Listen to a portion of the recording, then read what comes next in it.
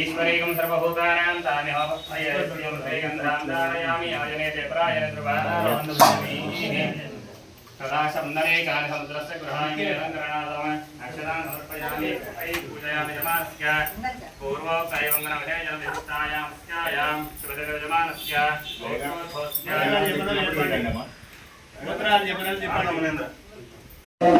Video call చేస్తే అయిపోతాయా?